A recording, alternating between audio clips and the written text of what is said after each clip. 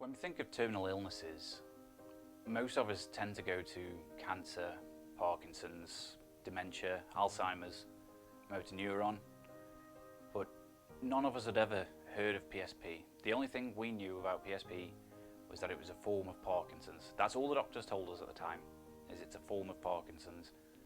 And we were told to go and look it up ourselves, which we did, and it wasn't great news. It was a killer. Mum, Dad and Tracy came back from yet another hospital doctor's appointment. They said that there was a possibility that it could be something called PSP. Never heard of it. I can't remember if they bought some paperwork home or they wrote it down. When I got back, I did the typical thing of Googling it and absolutely devastated when I read about it. It was something that I'd never heard of anything like it. It was a mixture of so many different illnesses all in one, and of course there was no treatment that was recorded for it, and it was terminal. She lacked a bit of concentration. She didn't want to go places. Didn't want to do nothing. Didn't want to do nothing. Started lapsing on housework. Said it was a bit too much for her. Didn't want to go shopping like we always used to go shopping together. She didn't want to go anywhere like that, did she? The last, when we first noticed, I didn't want No, she wasn't interested in things. She started lacking interest in most things. Me and Tracy were best friends. We were sisters. We didn't argue. We just didn't argue. That wasn't what we did. She lived around the corner. Great. Instant best friend when you're a grown up. So we'd go for weekends away. We'd go to concerts. We'd do lots of things together. Before Mum's diagnosis, she was the most outgoing person ever. She would go to concerts with my auntie. She absolutely loved Robbie Williams, and she would go to every concert she possibly could. She'd love to go shopping with my grandparents. She'd do her best to take us out if we wanted to go out when we were younger. And she was just full of life. She wasn't scared of anything. She just wanted to be out and about. She had a lot of friends, and that all came to a stop very suddenly, out of nowhere. With Kia and Ainsley and yourself, we'd go on days out. We'd have great fun. She was lively, but not overly lively. She was chatty without being extrovert. She was friendly and polite, but she liked having a good laugh and a dance and a sing. She's the queen of glitter, always glamorous, always glittered up to the max. Loved to sing, loved to dance, and shopping, loved it. Tracy was my inspiration, really. She's like, she was the perfect daughter. That's how I see it. I wasn't great. I wasn't the decorator. I couldn't bake. I was the chatty one at school. Tracy was the clever one at school that did everything that she was supposed to do. She didn't backchat my parents. She was polite and ladylike, whereas I was the opposite to her. One of the first things as well was she couldn't stand the light. We used to say, "What are you saluting for?" She kept doing this. Just on a normal day when it was cloudy, like that, bright, say, "What's up?" and say, "I can't see." The light's shining. Terrible. And that was one of the things, And she's saying she couldn't see. A lot of the time I couldn't see. She just became really introverted. Didn't want to go out anywhere, didn't want to talk to anybody, didn't have any love for anything anymore. And that was really hard to see. Seeing your mum go from this really exciting, bubbly person to a complete recluse with no explanation, seemingly overnight. And then I went to pick her up from work one day, and she walked out and she didn't see me. I was in the car, on the car park waiting for her, and she walked along as if she was a zombie. Never looked right, left, didn't speak to any of the other girls. They were taking the rubbish out to the skip. And when I came home, I said, Tracy isn't right, can't be. There's something not right, she isn't speaking to anybody. And she changed, the personality changed. She changed, she became, if you like a naughty girl. Yeah. Doing things that You'd say she was always a lady, which she still is, but she was always right, everything was right. And if you asked her to do something, she'd do it. And if you said, no, that's wrong, she'd say, that's wrong, you know. You know, she knew what she was. Now, if you say, that Buzzy's red, I'd say, I don't think so. You know, she's not the same person. Tracy seemed to have just wanting to go to the doctors all the time for some reason. They'd go, they'd give her medication, she wouldn't take the medication. She told us she was taking the medication, but one time when we went and tried to clean up a house, we found all the medication in the sink under the cupboard under the sink. So much medication that was there that was like, well, why isn't she taking a medication? Maybe that's what it was. And there was a slight glimmer of hope that, well, she hadn't been taking a medication. But no, she wanted to go to the doctors all the time, and the doctors they had no idea. They would say, oh, it could be this, it could be that. They thought Munchausen's. They gave her some of those tablets that aren't actually real tablets, that contain nothing, just to see if she would say, oh, yeah, the side effects of those, to see if she was dramatising the way she was feeling. But no, she didn't. She just said that they didn't work, they didn't do anything for her, she had no side effects from it. And it was just passed from pillar to post, really. Nobody knew anything what it was. Nobody had even mentioned the word PSP until this one particular doctor's, after about 18 months of going back and forth from the doctors and the hospitals. When we first took her to the doctors, obviously the doctors were saying that it's depression, it's anxiety, which we thought, well, maybe it could be, but it doesn't seem like depression. Mum was always adamant that she's not depressed. She didn't feel depressed, she didn't feel anxious. She just didn't know what was going on. And at this point she was still able to talk to us and chat to us and actually have a full conversation, just with no emotion. Well, first off, they said it was depression. Depression, yeah. And she says, Sent her to all these I'm not places. depressed. I don't feel depressed. And he says it's depression. And when he signed her off with depression, it wasn't depression. It's obvious now, but it took nearly 2 years to get the diagnosis. And every single time we go back to the doctors, no matter what medication she was put on, it was always, no, it makes no difference, there's no side effects. She just feels dizzy, feels woozy.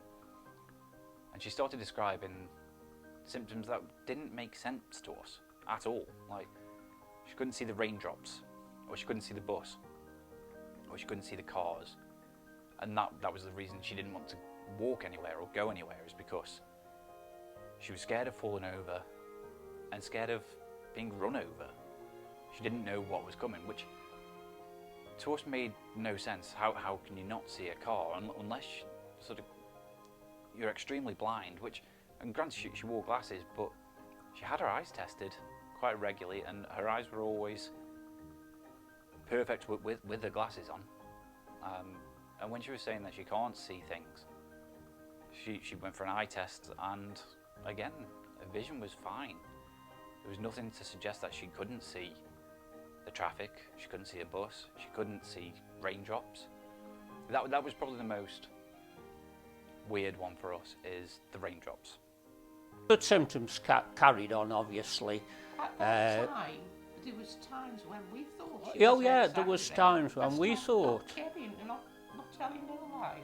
At times we thought she was playing up a little bit. Yeah, we thought Some she of was the playing on symptoms. it a bit, but obviously she wasn't. And then She's we far saw from another one of the neurologist's understudies, and very nice bloke, only a young chap, and he spoke to her, he did some tests on her, and you know, like drawing pictures, asking her questions, and then telling her to remember an address and all this.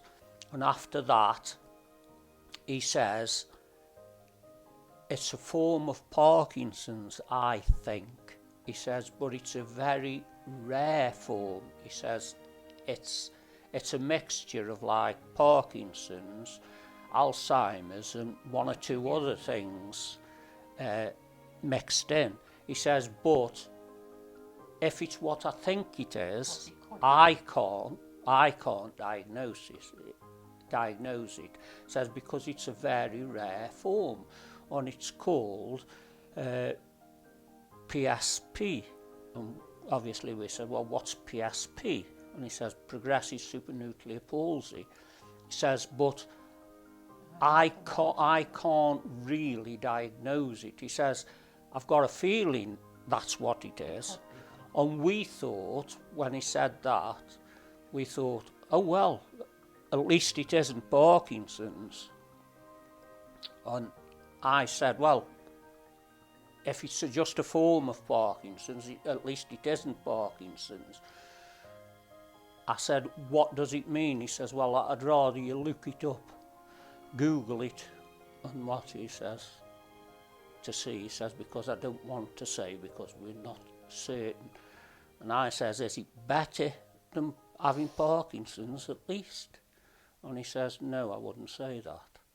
He says, but will you take her to see a specialist? And we said, we'll take her anywhere.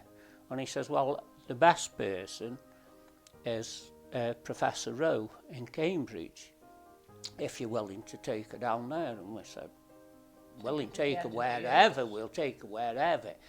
We need to get a diagnosis. We need to know what's going on so they can treat it. Well, we went to Cambridge to speak to Professor Rowe, who's the top guy who deals with PSP. And initially when we went in, it was myself, my mum and dad and Tracy. Tracy was taken like to a separate room and had all these tests done, which I don't know about because obviously I wasn't there. And they came in to us and were talking to us about PSP. And then another doctor came in. Tracy came back in after the tests, and another doctor came back in straight away and said, I pretty much knew as soon as you walked through the door, but I'm sorry to say it is PSP. He told us about it. Tracy was, well, we all were devastated, but Tracy was so upset, and you know, she started crying and saying she was going to die. It was awful. It was horrible. But he went through it with us, and he was amazing. He knew everything about it because obviously he specialises in it. But he says it's so very rare. Yeah, and that was March 2018. We got that diagnosis. Yeah.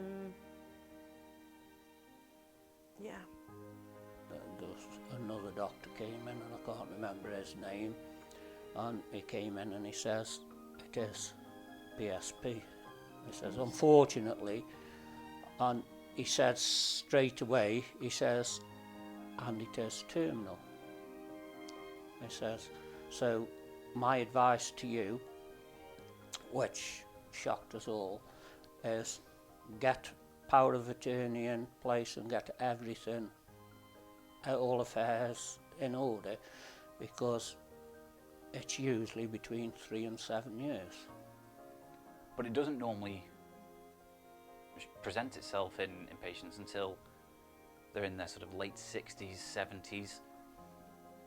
So Mum, only being 54 at the time of diagnosis, was very young, very, very young to catch this disease. And it isn't even that she caught it, it's just developed, and that's the hardest part. Nobody knows why you develop it, who gets it, who doesn't get it. It just happens. Once we realised what it was, then everything made sense, because she would be falling all the time. She would go to the doctors, or she would go shopping if we'd take her shopping, and then she'd come back, and no matter what you said to her, she wouldn't listen. She wouldn't listen at all. One example is I took her Christmas shopping. It was last November, October, November time. I took her and I said to her, I'll take you. And she's like, I can't. It's like, okay, I'll take you. Even if you go in a wheelchair, I will push you around just to take you out. So she agreed to go and get some Christmas presents. And I took her and I pushed her around in a wheelchair, and you know, it was awful pushing my sister around in a wheelchair, because that's my sister. Then we came back and she just wouldn't listen to anybody or do anything that she was set, you know, because she was falling over all the time. We said, don't go up the stairs, Tracy, don't go up the stairs until, you know, the carers come in and take you up the stairs. And as soon as we'd gone, she went up the stairs and she fell down and she broke her back. Knocked the radiator off with her head and ended up in A&E. She wouldn't sort of listen to anybody or do anything that she was meant to, because that part of her personality had gone.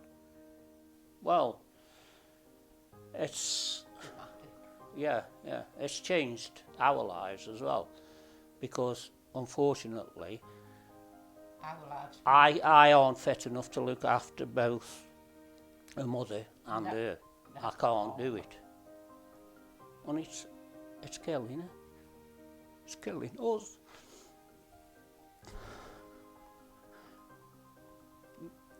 We're supposed to be looking after her, and we can't. We've looked after her all her life and we can't do it now. Heartbreaking. Absolutely heartbreaking.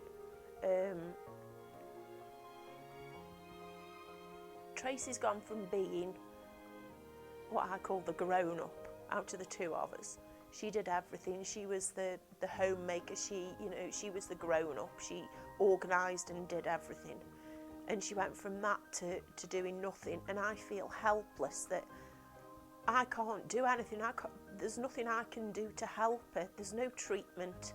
There's no medicine that she can take that will take it away. And the hardest part for me is knowing that she knows what's happening to her.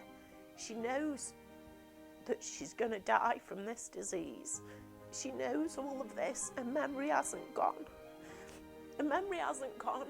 She knows, the memories that she's got, and she knows she isn't going to have them for long. She knows what's happening to her, and I can't do anything to take that away. And I can't do anything to stop it hurting my mum and dad. It's killing them as well as Tracy.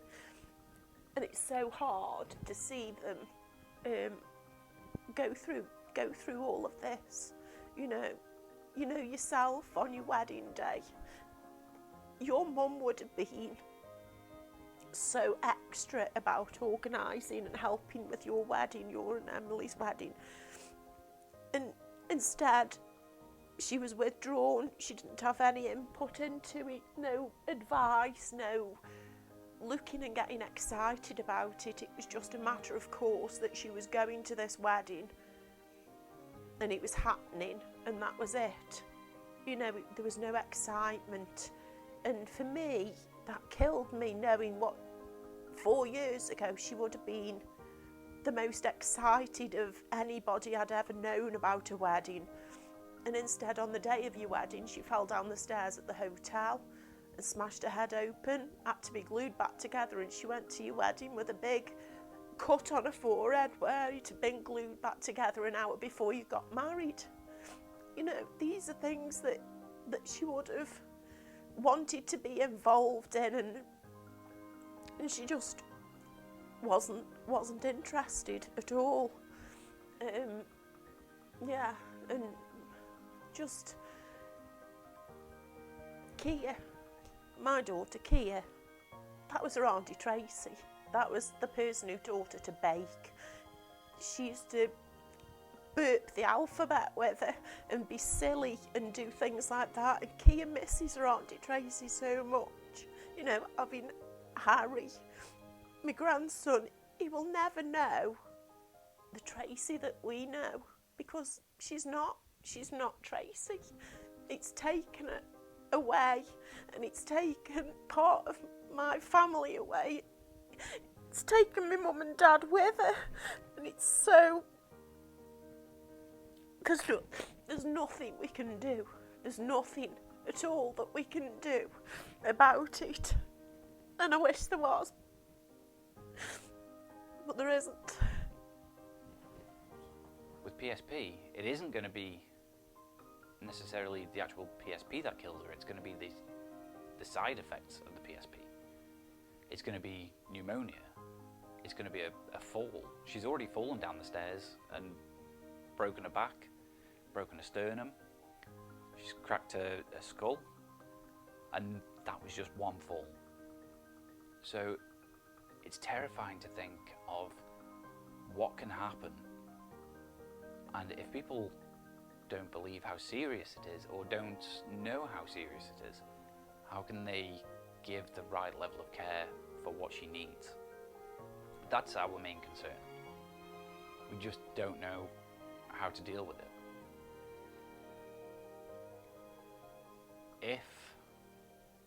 If this video could just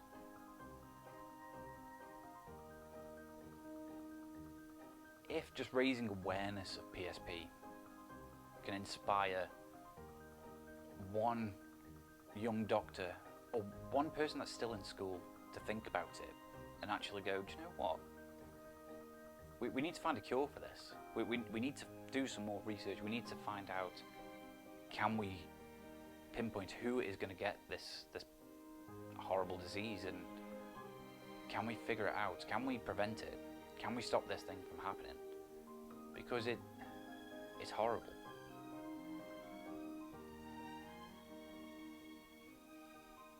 PSP is not only affecting my mum. PSP is affecting my whole family. And I'm not sure that my family are able to cope with it. The inevitable is going to happen. And we can only sit back and watch. There's no treatment for it. There's no cure. There's nothing we can do. We just have to sit and watch it happen. Personality-wise, we've already lost my mum. The person that she was, the person that we know, she's already gone. And now we are just looking after the remains of her. We are making sure the remains of what's left of her live as long as possible and have the most comfortable life as possible. She can't talk, she can't really walk, she can't see. She remembers everything that's gone on, but she can't get any feelings across. She can't. It's almost like she's incapable of showing love or affection because of this disease. And it's heartbreaking to see. We don't know how long she's got left. We don't know how long it's been going on for, in all honesty. She was diagnosed 2 years ago, but the symptoms were going on 2 years previous to that, so we could well be in the final year. We could have another 6 years left. We just don't know. There is no telling, especially because she's so young to get it. There is no telling what's going to happen. The people I feel most sorry for are my grandparents and my auntie, my mum's sister.